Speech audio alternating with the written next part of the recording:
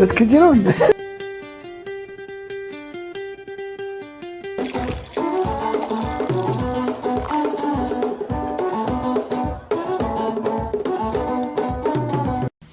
ሰላም ጤና ይስጥልኝ። እንዴት ናችሁ? ይሄ ቡና ባንተር ነው ከፌቨን ዘውዱ ጋራ።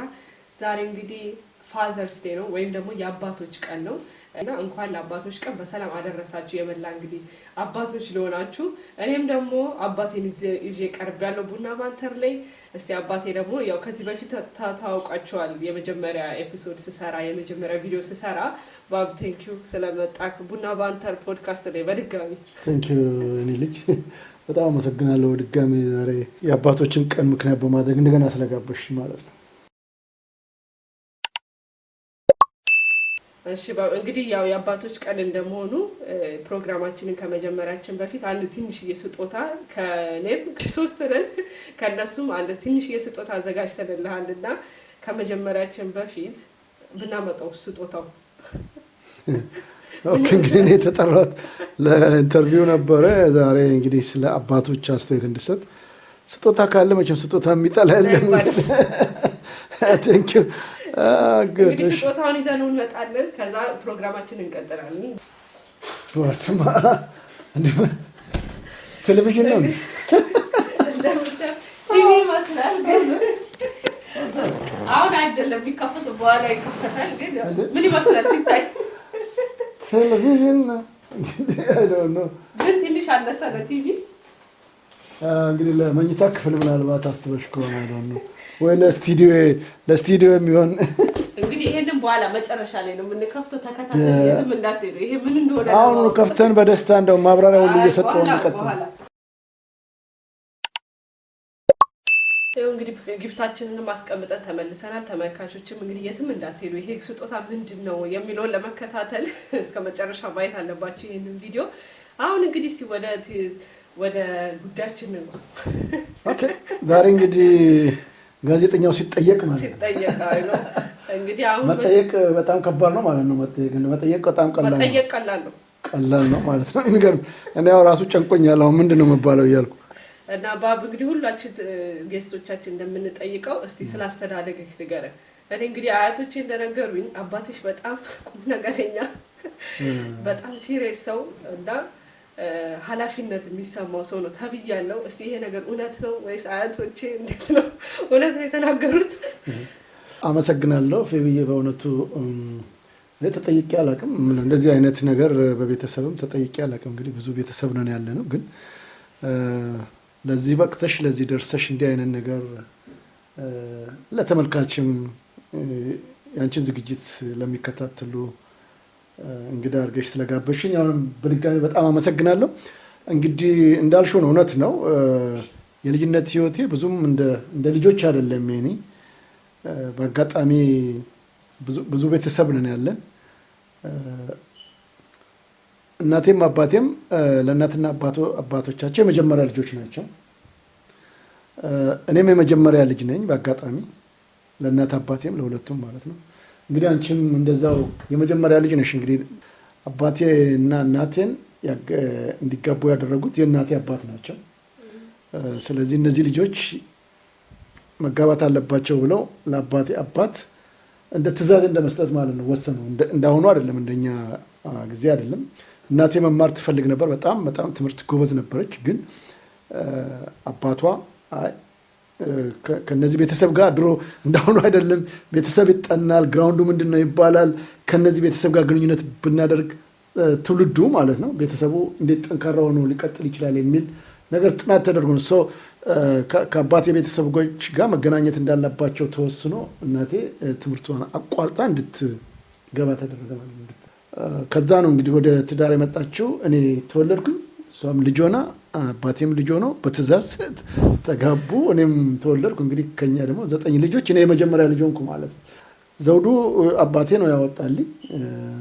ምክንያት አለው። ያኔ ዘውድ ነው የሚባለው የንጉሠ ነገሥቱ የሚያደርጉትና በቃ ዘውዱ አሁን እንትን ብሏል፣ ወድቋል፣ ወይም ሮያል ፋሚሊው የለም የሚል ነገር ስለሆነ ለዛ ነው ዘውዱ የሚለውን ስም እንዲሰጠኝ ተደረገ። እንዳልኩሽ አያቴም የአባቴ አባትም አሉ። በአጋጣሚ በእናቴም በአባቴም እስከ ቅድመ አያቶችም በአካል አግኝቻለሁ። ከአያቴ ጋር በጣም ከእናቴ አባት ጋር በጣም ቁርኝት አለኝ። ከአባቴ አባት ጋር እንደዛ ጥሩ ቁርኝነት ነበረኝ ማለት ነው። እና ብዙ ጊዜ ከነሱ ጋር ያው የመጀመሪያም ልጅ ስትሆኚ ደግሞ ትወደጃለሽ። በአባቴም በኩል ይጎትቱኛል፣ በእናቴም በኩል ይጎትቱኛል። ስለዚህ ብዙ አስተዳደጌ ከነሱ ጋር ነው። እና የእናቴም ቤተሰቦች 10 ናቸው። እሷ እንግዲህ 9 ወለደች። ድሮ ሲያገቡ ቤትም የሚሰጣቸው እናታቸው አባታቸው አቅራቢያ ነው። ላይ ቤት ታች ቤት ነው የምንባለው። የት ሄደ እንኳ ስትባይ ወይ ላይ ቤት ይኖራል ወይ ታች ቤት ሆኗል ነው የምትባየው። ስለዚህ ብዙም እንዳሁኑ ጫና የለብሽም። የት ሄደ የጠፋ ልጅን እንዲህ በገመድ አስረንኛ እናንተን እንደምንሄደው አይደለም። እና ብዙ ጊዜ ከትላልቅ ሰዎች ጋር ነው የምውለው። አያቴም እንደዚሁ ቅድመ አያቶችም ጠንካሮች ናቸው። እነሱ የሚሰሩትን ስለምከታተል የልጅነት ህይወቴ ብዙም አይደለም። በቃ ግን ድሮ እግር ኳስ እጫወታለሁ፣ ሮጣለሁ፣ ስፖርተኛ ነኝ። ሳይክል እነዳለሁ። በተጨማሪም ከፍ እያልኩ ስመጣም ደግሞ እንደዚህ ሆቢ አለኝ። በተለይ አሁን በመረብ ኳስ ዳኛ ነኝ፣ በቅርጫት ኳስ ዳኛ ነኝ፣ ባድሚንተን ዳኛ ነኝ፣ ቴብል ቴኒስ ዳኛ ነኝ። እንደውም በሱ ፈርስት ኢንተርናሽናል ጌም ያጫወትኩት የመጀመሪያ ኢትዮጵያ ውስጥ ሲጀመር አንዱ እኔ ነኝ። ዓለም አቀፍ የአፍሪካን ሻምፒዮንሺፕ ሲካሄድ ወክማ ውስጥ እንደውም ኢትዮጵያ ኢንተርናሽናል ዳኛ የላትም ተብሎ የተወሰነ ስልጠና ወስደን እንደገና የነባር ዳኞች እና እንደዚህ ሁሉንም ሞካክራለሁ። ስለዚህ ብዙ ጊዜ ወደ ጨዋታ ሳይሆን ወደ ቁም ነገር ጉዳዮች ላይ ስለማደላ፣ ስለዚህ ስታርጌ እህቶችሽን ወንድሞችሽን ከኔ በታች እንግዲህ 8 አሉ ማለት ነው። እነዛን ኃላፊነት ይሰጥሻል። ያው የምታውቂው ብዙ ቤተሰብ እዚህ መጥቷል። ኃላፊነት ስላለብኝ ነው የሁሉ ነገር ያደረኩት ማለት ነው። ብዙ ጊዜ ግን የመጀመሪያ ሴት ልጅ ነች ኃላፊነት የሚበዛባት ይባላል። ወንድ ብዙ ጊዜ ኬርለስ ነው። ስፔሻሊ ካገባ ከወለደ በኋላ ምንም አይመስለውም። እውነት ነው። በዛ ጊዜ ምንድነው ሴቶች ብዙ ጊዜ ኃላፊነት ይወስዳሉ በጣም ከወንዶች ይልቅ። ወንድ ደግሞ ካገባ በኋላ ብዙ ጊዜ ወደ ትዳሩ ወደ ቤቱ እንጂ ኤክስቴንድድ ፋሚሊ እናት አባቱን እንኳን የማስታወስ ነገር አይኖርም። ሴቶች ግን ብዙ ጊዜ አለርት ናቸው። ቤተሰቦቻቸውን ያግዛሉ፣ ይረዳሉ። ይሄ እንግዲህ የናቹራል ጉዳይ ነው። አንዱ እሱ ነው። ሁለተኛ በጣም ክሎዝ ናቸው ሴቶች ለቤተሰቦቻቸው ማለት ነው።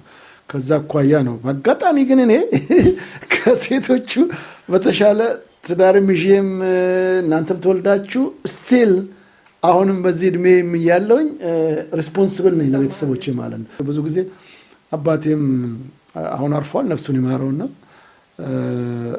እሱ ምን አለ ነው የሚሉት። ኢቨን አያቴም ጭምር ዘውዱ አድቫይስ ሰጥቷል በዚህ ጉዳይ ላይ። ምን ወስኗል እንደዚህ ሆኗል ነው የሚሉትና እንግዲህ እንደዛ ነው። አያቶችንም ሳናግራቸው ሴቷ አያቴ ነው ብዙ ነው በቀርባትና ዘውዱ በጣም ማላ እንትን አያጣም፣ በቃ የሆነ መፍትሄ አያጣም እና የሆነ በቃ እንደ ጥበብ ያው በዊዝደም አለው ይባላል። እና ከማን ከአያትክ የወሰድከው ነው ይሄ ነገር?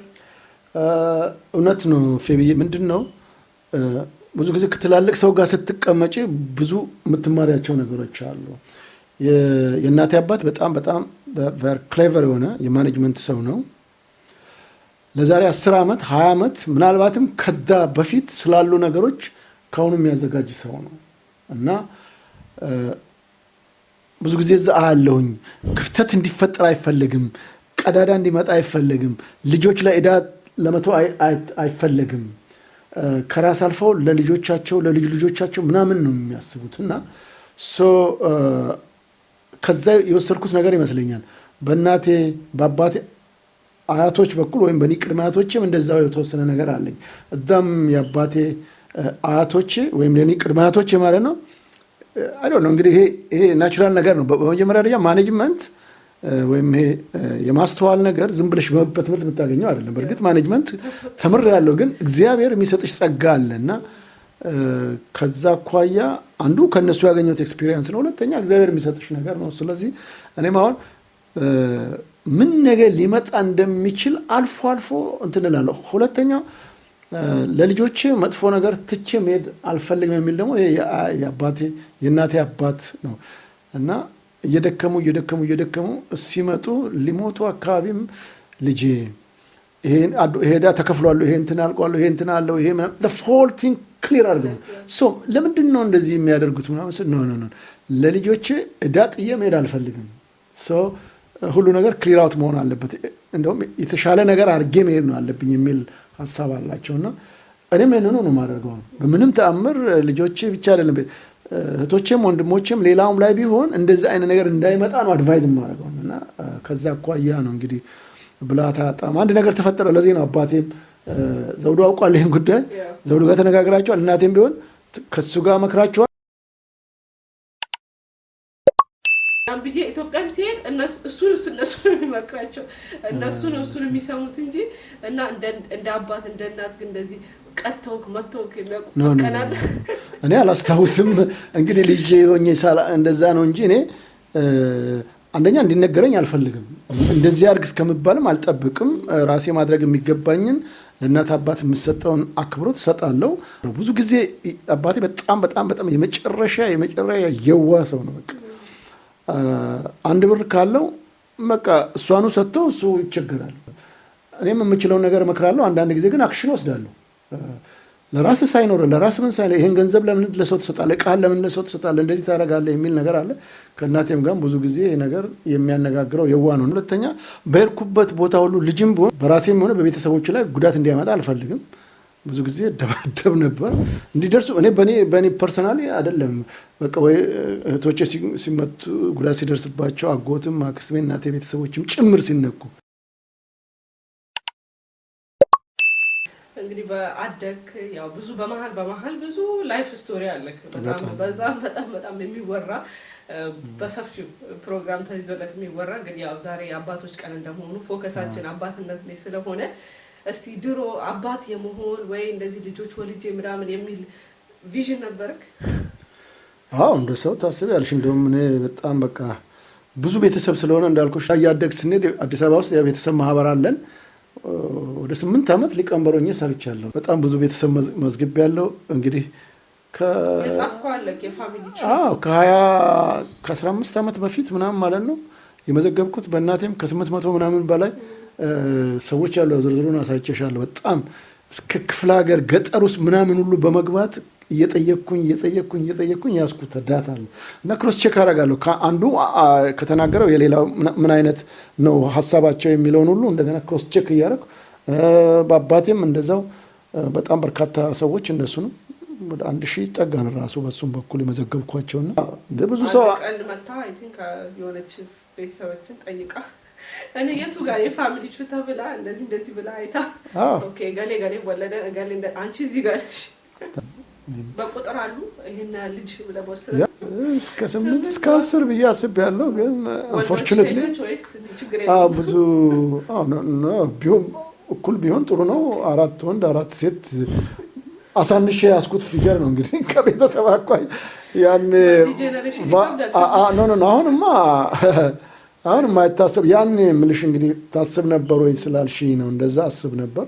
እኔም ልጆቼን በአንድ አካባቢ ቢኖሩና እንደዚህ መሃል ሆኜ ምክንያቱም አሁን የእናቴ አባት በዓል ሲኖር ምናምን ማት ነው የሁሉ ልጅ በተለይ ለገና ዳቦ ያዘ ልጆች የልጅ ልጆች ምናምን ተሰብስበን በቃ በአባቴም ወገን እንደዛው ግን በአብዛኛው በእናቴ ወገን ነው አንድ አካባቢ። አባቴ ትንሽ ያው ክፍለ ሀገር ናቸው ብዙዎቹ ያሉትና እሱ ማያውቃቸውን ቤተሰቦች እኔ ነኝ ያስተዋወቅኩት ራሱ ከሌ ልጅ ነው ከሌ ልጅ ነው እያልኩ ማስተዋወቀው እሱንም ጭምር እኔው ነበርኩኝና ስለዚህ በአባቴ በእናቴ ቤተሰቦች በኩል ግን በጣም አንድ ላይ ስለነበር እንደዛ ነው። እና አሁን አባት መሆን ስታስብ የሆነ ቪዥን አሁን ኖርማሊ ሳይወልድ ሰው እናት በሆነ እኔ እንደዚህ አይነት እናት አባት በሆነ እኔ እንደዚህ አይነት አባት ነው መሆን የሚል ያው ህልም አለው ሰው ቪዥን አለውና አንተ ያሰብከው አባት ሆናለሁ ብለና አባት ሆነ ያገኘው ራስ ተመሳስሎ ያ በአጋጣሚ እግዚአብሔር ይመስገን ልጆቼ ጠንካራ ሆነው እንዲያድጉ ጎበዞች እንዲሆኑ በተለይ ደግሞ በምንም ተአምር በቃ መብት የማስደፍሩ ጠንካሮች ደፋሮች ጎበዞች እንዲሆኑ ምኞቴ ነው። ሀገራቸውን እንዲወዱ እንደዛ አይነት ነው ምኞቴ። እግዚአብሔር ይመስገን ያሰብኩት ቁጥሩ ቢያንስም ግን አባትነት በሐሳቤ በምችለው መልኩ ነው እንግዲህ የምታውቂው ነው። ብዙ ነገሮች አሉ። ያው የቀነሰብኝ ቁጥሩ 5 ሰው ቀንሶብኛል ካላልኩ በስተቀር ከምወልደው ብዛት ያው አሁን እንግዲህ እድገቱም ሁኔታውም ስለማይመች ነው። ግን የኔ ቪዥን እንደዛ ነበር። ዞሮ ዞሮ የተባረካችሁ ልጆች፣ ሀገራችሁ የምትወዱ፣ ጥቃት እንዲደርስባችሁ የማትፈልጉ ስለሆናችሁ አቅሜ የሚችለውን ነገር አድርጌያለሁ ብዬ አስባለሁ። እና እንግዲህ ጥሩ አባት ነው አይደለም የሚለውን የምትወስኑት ሀሳብ የምትሰጡት እናንተ ናችሁ ማለት ነው። በእኔ በኩል የምችለውን ለማድረግ ሞክሬያለሁ። እንዴት ነው ፊልሙ አባት መሆን? እውነት ነው እንግዲህ ሰው ልጅ በህይወቱ ሲኖር ትልቁ ጸጋው ወይም ትልቁ ሀብቱ ልጅ ነው። የመኖር ትልቁ ዋስትናሽ ልጅሽ ነው። ምክንያቱም ለማን ነው የምኖረው ትያለሽ እኮ ልጅ ከሌለሽ ምን ሀብት ንብረት ምን ቢኖርሽ ምን ይሰራልሻል? አንዱ እሱ ነው። ሁለተኛ የራስሽን አይን በአይንሽ ነው የምታየው ማለት ነው። እናንተን ሳይ ያው አንቺ እንግዲህ የመጀመሪያ ልጄ ነሽ። እጅግ ነው ደስታ የተሰማኝ። በአጋጣሚ እኔ አልነበርኩም፣ ሌላ ቦታ ነበርኩኝ ያው በስራ ምክንያት። ስምሽም ምን እፎይታ የሚል ስም ነበር የሰጠውሽም እንደምታውቂው። ምንድነው እናትሽ ያኔ በጣም ደክማት ነበር፣ ነፍሰ ጡር ሆና፣ በዛ ላይ ደግሞ በጣም መረበሽ አለ። እኔም ራሴ ብዙ የሚጨንቀኝ ነገር ነበርና እቺ ልጅ ሰላም ተገላገለች ብለው ስትደውልልኝ በቃ እፎይ ነው ያልኩት። ተነፈስኩኝ፣ ተገላገልኩኝ፣ ህልሜ እውን ሆነ። በቃ ከዚህ በኋላ በሞትስ አይቆጨኝም ይላሉ ብዙ ጊዜ ሰዎችና የሚፈልጉትን ነገር ሲያገኙ ማለት ነው። በአካል አንድን የምትፈልጊውን ነገር ስታገኝ ያ ነው የሚያስደስትሽና ስጨነቅ የነበረው ከመወለድሽ በፊት ያለው ነገር የሚረብሸኝ ነገር አሁን ተወለደሽ ሲባል ደስታዬ ወሰን አልነበረውም እና ተሰማው ነበር። በአካል ባላገኘ ሮጬ መጣሁ። ሳይሽ ደግሞ የበለጠ ደስታዬ ጨመረ።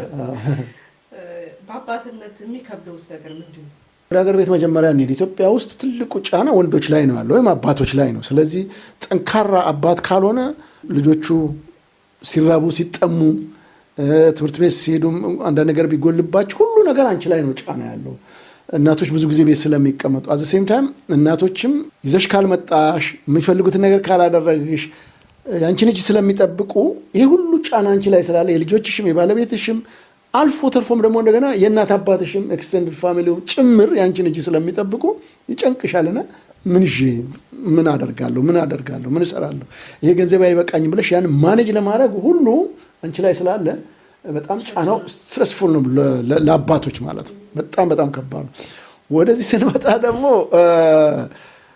ትልቁ ችግር ያው ተገለበጠ ማለት ነው። እናቶች ላይ ነው ያለው ችግር። ይሄ የሆነበት ምክንያት ምንድነው? ወንዱ ወይም አባት ያው ቅን ካልሆነ በስተቀር የሚያስጨንቀው ነገር የለም። አሁን ስለ እንግሊዝ ነው የማወራው።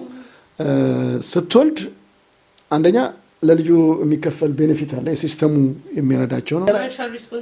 የለብሽም በቃ እሱም ብቻ አንዱ እሱ ነው። ሁለተኛ ቢታመሙ በምን አሳክማለሁ፣ ነገ ትምህርት ቤት ከፍ ብለው ሲያድጉ ምን አደርጋለሁ፣ ይሄ ሁሉ በርደን የለም አንቺ ላይ።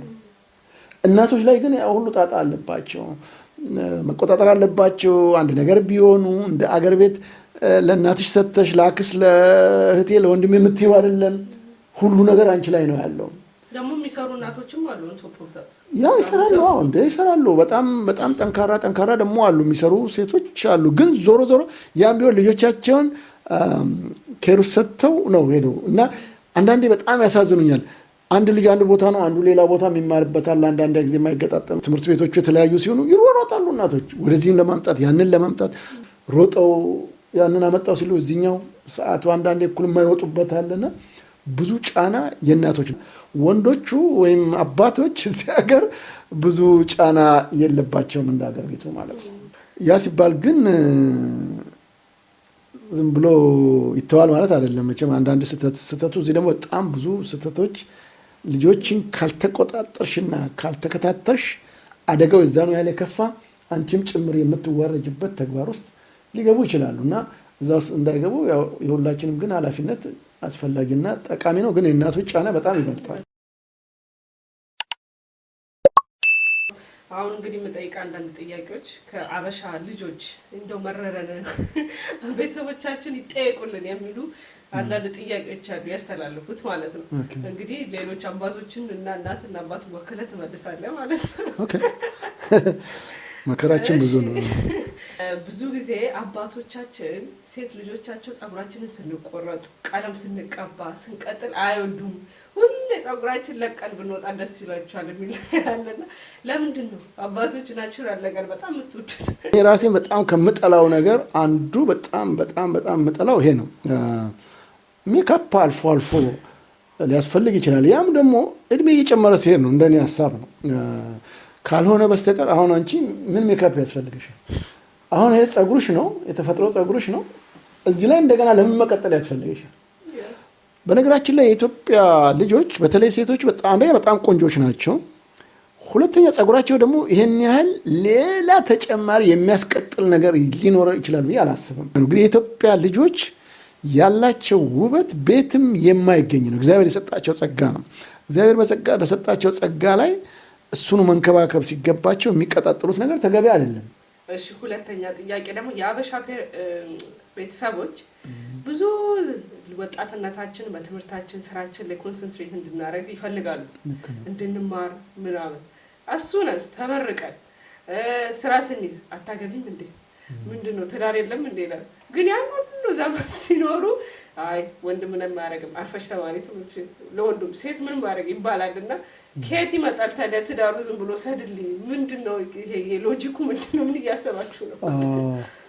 It's good for you. Thank you. ጥሩ ነገር ነው። በተለይም ለወጣት ልጆች ሰዎች ደረጃ ነው። ሁሉም ነገር ደረጃ አለው። ስቴፕ ባይ ስቴፕ ነው። በአንድ ጊዜ ተወልዶ አንድ ልጅ ይሩጥ ማለት አይቻልም። ከፍ ካለ በኋላ ደግሞ ወደ ሌላ ውስጥ ይሄዳል ተብሎ መገመት አይቻልም። ደረጃ አለው ሁሉም ነገር። እድገት እንደዛ ነው የሚሆነው። ማንም ወላጅ ልጁ የተሻለ እንዲሆን ይፈልጋል። ለዚህም ነው ኮንሰንትሬት ማድረግ የሚገባችሁ ትምህርታችሁ ላይ ነው ብሎ የምንገፋፋውና የምንረዳው። የመጀመሪያ ተጠቃሚዎች እናንተ ናችሁ፣ ልጆች ናቸው። ቤተሰብ ሊጠቀም የሚችለው ሳቲስፋክሽን ነው። ልጅህ እንደዚህ ደረጃ ደረሰ፣ ልጅህ እንደዚህ ሆነ፣ ልጅሽ እንደዚህ ሆነልሽ ሲባል ለእናትና አባት ኩራት ሊሆን ይችላል፣ ደስታ ይሰማል፣ ሳቲስፋክሽን። አንዳንድ ቤተሰብ ከልጆቹ ምንም የማይጠብቅ አለ። ምንም እንደውም ስራ ይዘው ወልደው ከብደው ሁሉ የሚረዳ እናት አባት አለ። ግን የእነሱን ጥቅም በመፈለግ ወይም እነሱ አድርገው የተሻለ ነገር አድርገው እኔን ይጦሩኛል ይረዱኛል ብቻ ብሎ የሚያስብ ማንም ወላጅ የለም። አሁን አንቺ ገና ሃይስኩል ተማሪ ሆነሽ ወይም ኮሌጅ ገብተሽ ወይም ዩኒ ገብተሽ አንድ ነገር ላይ እስካልደረሽ ድረስ ያ እንቅፋት ነው። ጓደኛ እንቅፋት ነው። ቦይፍሬንድ በተለይ ማለት ነው እንቅፋት ነው የሚሆንብሽ።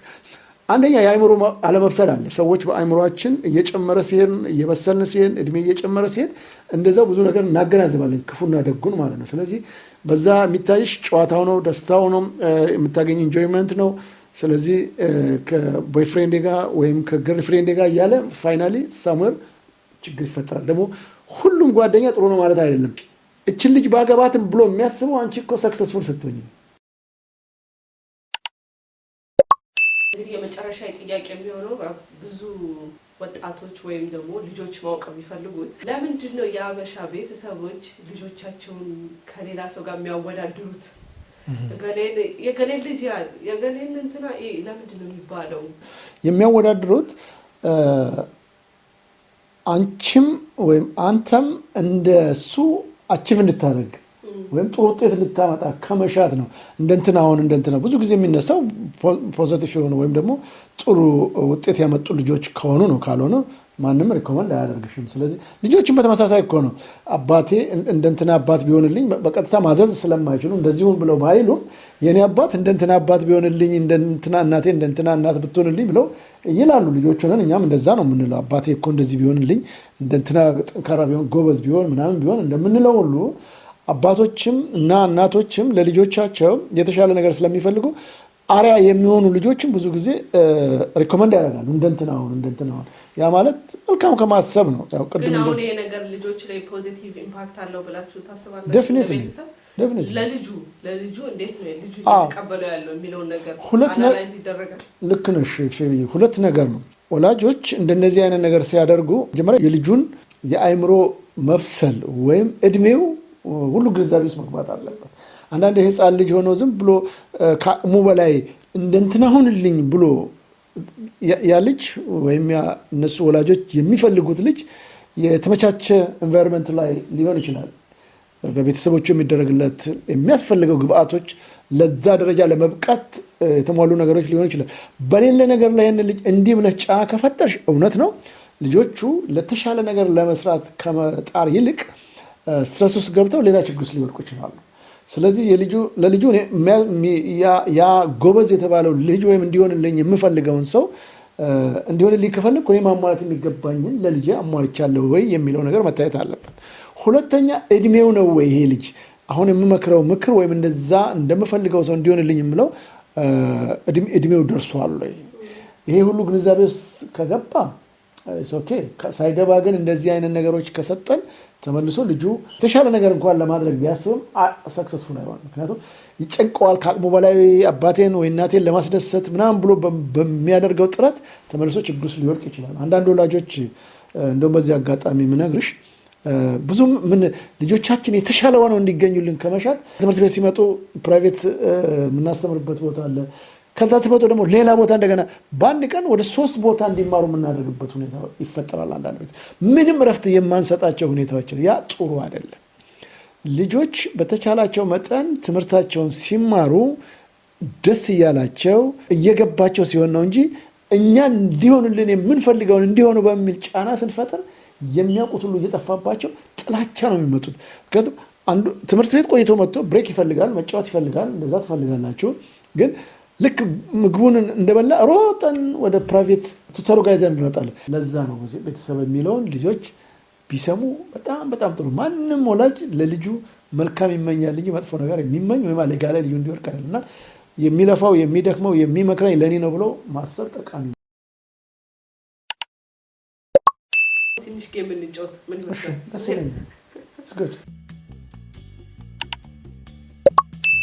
ይኸው እንግዲህ ተመልሰን መተናል። እራሳችሁን እስቲ ያስተዋውቁ። ስሜ ልዑል እባላለሁ። ስንተኛ ልጅ ነህ? ሁለተኛ። ስንት ዓመትህ ነው? 19። ከሁለቱም እኔ ነኝ ታናሽ መስለው አይ ነው ግን ታላቃቸው ነኝ። ነው የመጨረሻ ልጅ። እንግዲህ አሁን ጌም ነው የምንጫወተው። ጌሙ ምንድን ነው? እዚህ ውስጥ ጥያቄዎች አሉ። ጥያቄዎቹን እያነበብክ ጥያቄው ከማጋ ነው ሞር ሪሌት የሚያደርገው የሚገናኘው። አሁን ለምሳሌ በጣም ብዙ ማን የሚበላው ቢሆን ከሶስታችን ያ ሰውን ውሃ ውስጥ ከተታለ ማለት ነው ጭንቅላቱ። አንድ ቁጥር አሁን ያገኘት ማን ነው? ክርክር የሚያበዛው ከሁሉም ልጆች ሙግት ውስጥ የሚገባው የሚከራከረው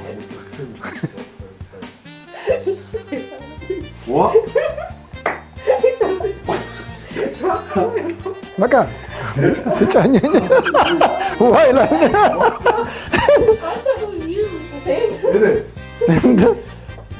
ማን ሁሌ የሚያስቅህ? ኦኬ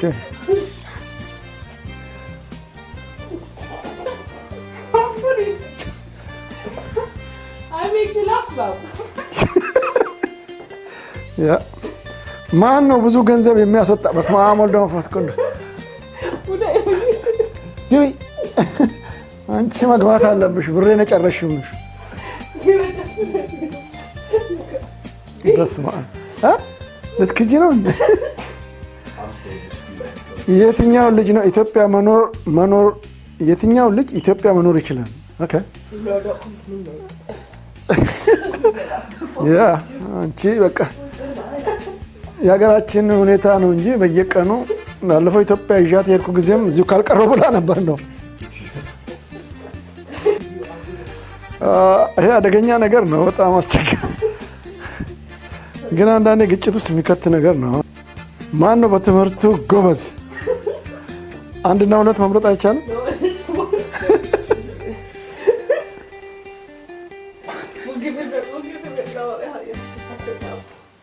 ኖቤልም በጣም ጎበዝ ነች፣ ግን ትንሽ ገና ያልተጨበጠ ነገር ስለሆነ ሃይስኩል ተማሪ ነች። አሁን የሱ ብዙ ነገር አቺቭ ስለሆነ ከሁሉም አስበልጦ የሚወድክ ማን ነው? እኔ ሁሉም ይወደኛል ብዬ አስባለሁ፣ ግን የመጀመሪያ ልጅ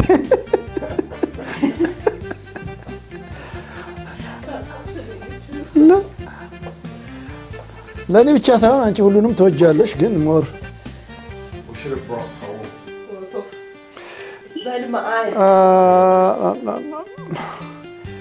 የትኛው ልጅ ከአንተ ጋር ተመሳሳይ ባህሪ አለው?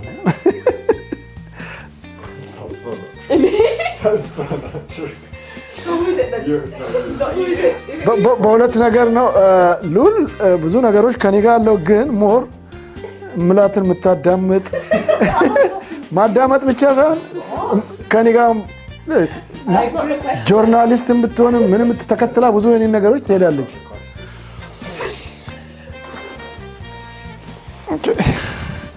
በጣም ፈጣን ልጅ ማን ነው? ሺስ ክሌቨር ግን ቡሬን ጨርሳለች። ወይ ጉድ! ወይ የሚያጋጭት ማን ነው?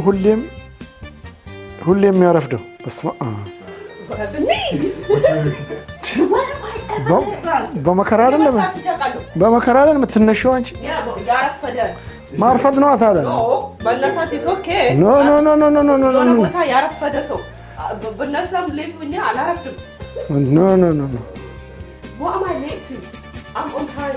ማን ነው ይቅርታ የሚጠይቀው? ሴት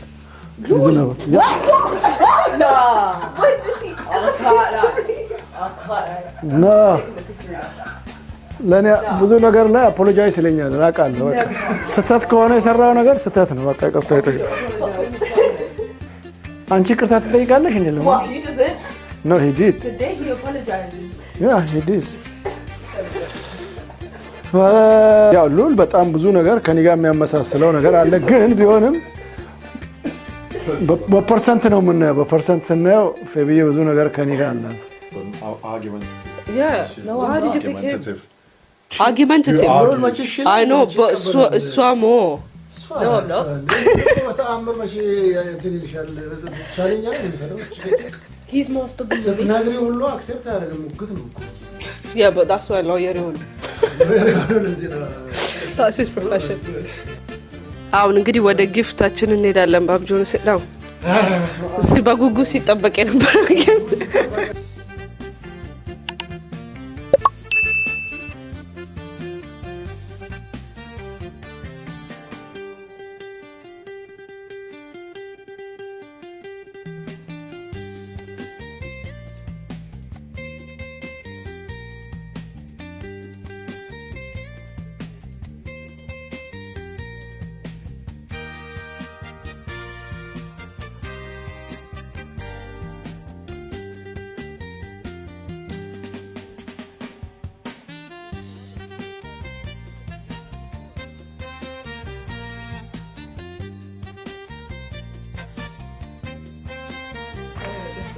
እግዚአብሔር ይስጥልኝ። ቴሌቪዥን ነው የመሰለ ነገር ነው እንጂ ያው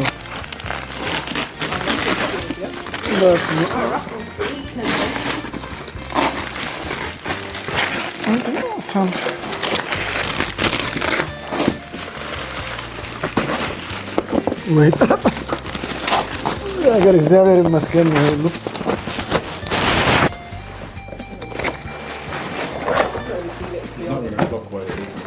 Take a guess. Take a guess.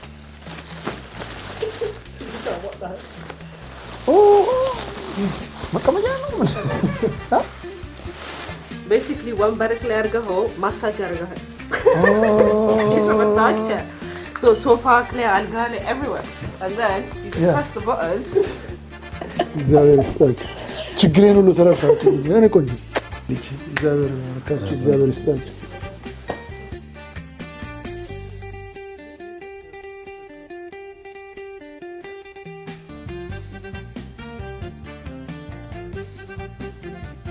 ዋው በስመ አብ!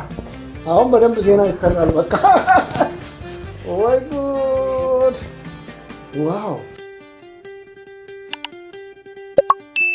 ይሄው እንግዲህ ማሳጅ ቼሩንም ትራይት አድርገን ተመልሰናል።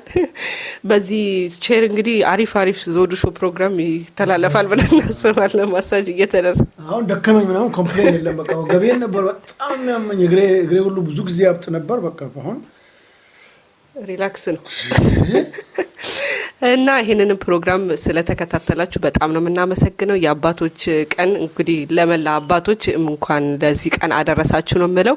እንግዲህ ለእኛም አባት እንኳን ለአባቶች ቀን አደረሰ ባብ። በጣም ነው የምናመሰግነው። እንደዚህ መልካም ልጆች ሰክሴስፉል የሆኑ ልጆች ስላረከ እናመሰግናለን። ከዚህ የተሻለ ደግሞ ጥሩ ነገር ሰርተን ለቤተሰባችን ብቻ ሳይሆን ለሀገራችን የሚያኮራ ስራ ሰርተን ያው መጀመሪያ እንዳልከው ራሳችን የምንደሰተው ከዛ ቤተሰብ ነው ከዛ ሀገር ነው።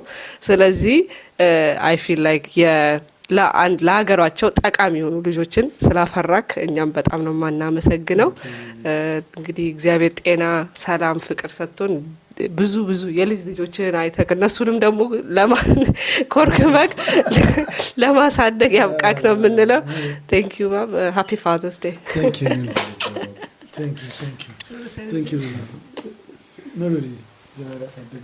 እናንተንም በጣም አመሰግናለሁ። በእውነት ቀላል ነገር አይደለም። በእውነት ለዚህ መብቃት እኔ በፍጹም ይሄንን ካርቱን ይሆናል ብዬ አላሰብኩም። ኢማጂን እና ሰዎች ብዙ ጊዜ ከኛ የበለጠ ስለኛ የሚጨነቁ አሉ። ልጆች መቼም ግዴታቸው ነው። ከዛ የበለጠም ሌሎች ብዙ የሚጨነቁ አሉ። ምንም ይሁን ምን ደግሞ ልጅ ወሳኝ ነው። ቅድም እንዳልኳችሁ ነው። ወላጆች በተቻለ መጠን ልጆቻችሁ ላይ ሳክሪፋይ ብታረጉ፣ ልጆቻችሁ ላይ ኢንቨስትመንት ልጅ ላይ ነው። በቃ ከሌሎች ጥቅማ ጥቅሞች ማቴሪያል ነገር ይጠፋል። ልጆች ላይ ግን የምናደርገው ነገር በሙሉ ሁልጊዜም ውጤት ይኖረዋልና እኔ አሁን ይሄንን ለወገቤ አስበው እንደዚህ ይሆናል ብዬ ልጆች ትንሿ ሳትቀራውን ተመልከቱ። እዛ ስፖርት ጂም ስለሚሄድ ይሄን ሁሉ አትሊስት ሰዎች እየጠጡ ራሳቸውን የሚጠብቁበት ነው። ሁሉም እንደየ አመለካከቱና ሐሳቡ የራሱን ነገር ያደርጋልና ማናስበው ነው። በተለይ አሁን የኛው በፍጹም አላሰብኩትም ምን ሊሆን እንደሚችል ሲከፈት ራሱ ወይ ለቤድሩም ወይ ላይ ወይም ለስቱዲዮ ቴሌቪዥን ስቱዲዮ ውስጥ አለኝ፣ ግን ትልቅ ነውና እቺኛዋን እንግዲህ አስበው ይሆናል ብዬ ነበር ያሰብኩት። ዞሮ እግዚአብሔር ይባርካችሁ። እግዚአብሔር ያሰባችሁትን ያቀዳችሁትን ያለማችሁትን ሁሉ ያሳካላችሁ። ባይምሯችሁ ያለው ሁሉ እግዚአብሔር ከለላና መከታ አድርጎ ጠብቆ ፈለጋችሁትን ያሰባችሁትን ያቀዳችሁትን ይፈጽምላችሁ ዘንድ እግዚአብሔር ይርዳችሁ ነው የምንለው።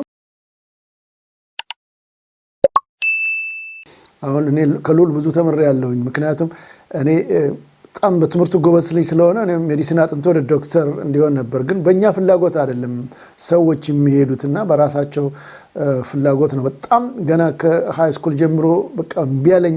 እኔ ህግ ነው ማጠናው በልጅነቱ ጀምሮ ያደረገው ነገር እግዚአብሔር ረድቶት በጣም ከሚገርመውና ከምጠብቀው በላይ ከኔ አይምሮ በላይ በሆነ ሁኔታ ውጤታማ ሆኖ ስላየሁት እጅግ ኮርቻለሁ፣ ተደስቻለሁ።